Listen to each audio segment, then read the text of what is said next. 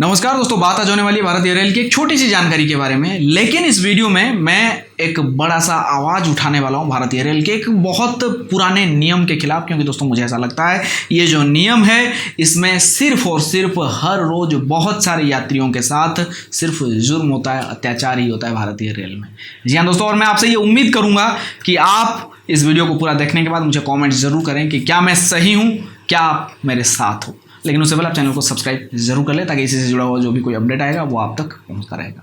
देखिए, सबसे पहले मैं आपको बता देता हूँ ये जानकारी क्या है। जो छोटा सा जानकारी मैंने कहा वो दरअसल ये है कि बहुत से लोगों ने मुझसे कमेंट किया कि सर, जब रेलवे के पास मान लेते हैं गाड़ी में 500 सीटें हैं, 500 के 500 सीट खत्म हो गए, उसके बाद वेटिंग शुरू होता है, तो रेलवे को जब पता है कि मेरे 500 सीटें खत्म हो चुका है, गाड़ी पूरा फुल है, तो फिर मैं वेटिंग को क्यों अलाउ इसमें रेलवे करती है।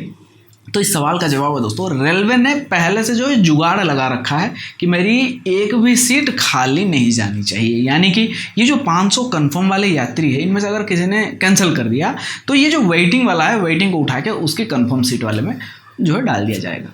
लेकिन यहाँ पे रेलवे ने अपना तो बहुत अच्छा जुगाड़ लगा के सोच लिया, लेकिन उस यात्री के बारे में बिल्कुल भी रेलवे ने नहीं सोचा कि अगर कोई कंफर्म नहीं करता है तो ये बेचारा जाएगा कहाँ।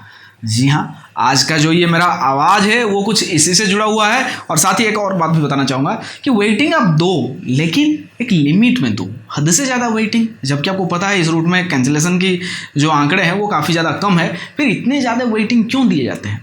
क्योंकि रेलवे को इससे भी फायदा है जो मैं बताने वाला हूँ। देखिए, सबसे पहले मैं यहाँ पे बताना चाहूँगा कि गाड़ी के अंदर दो तरह के यात्री होते हैं, एक कंफर्म, एक बिना कंफर्म, चाहे वो आरएसी हो चाहे वो वेटिंग हो। तो यहाँ पे दोनों ने बराबर के पैसे दिए हुए हैं, लेकिन आप देखे होंगे जब कंफर्म वाले यात्री के पास कोई वेटिंग वाला आता है ना, तो वो कैसे व्यवहार उसके साथ करते हैं। कुछ देर के लिए वो भूल जाते हैं कि मतलब ऐसा कभी हमारे साथ भी हो सकता है, चलो चलो हटो हटो, भागो यहाँ से भागो, मतलब ऐसे बिहेव करते हैं कि जैसे वो इंसान नहीं है, वो किसी और ग्रह से आया हुआ है। तो ऐसा करते हैं जो कि गलत है।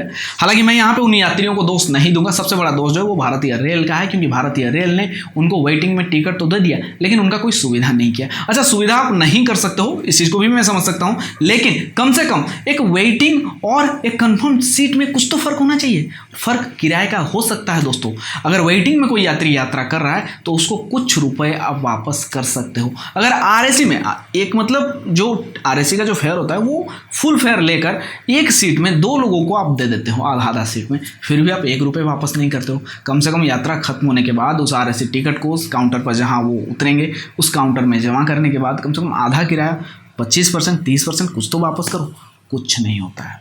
अच्छा, वो छोड़ो, अगर आपने ऑनलाइन से वेटिंग टिकट काट रखी है, आपकी टिकट कंफर्म नहीं होती, ऑटोमेटिक कैंसिल होता है ना, तो इसमें भी रेलवे क्लर्क के चार्ज लेता है आपसे। जी हाँ दोस्तों, यानी कि आपका पैसा तो जाएगा, जब आपके पास आएगा भारतीय रेल से तो पूरा कभी नहीं आएगा। तो ऐसे में मेरी भारतीय रेल से हाथ जोड़ के गुजारिश है कि वेटिंग की संख्या लिमिट में कर दो। ज़बरदस्ती का वेटिंग मत भरो गाड़ियों में, जिससे तीनों यात्री आरएसी, वेटिंग और कंफर्म तीनों जो है आराम से यात्रा कर सके। और साथ ही जो वेटिंग या कंफर्म वाले पैसेंजर्स है उनके कैंसिलेशन पर क्लर्क के चार्ज के नाम पर आप पैसे मत वसूलो, आप उनको बल्कि कुछ वापस करो।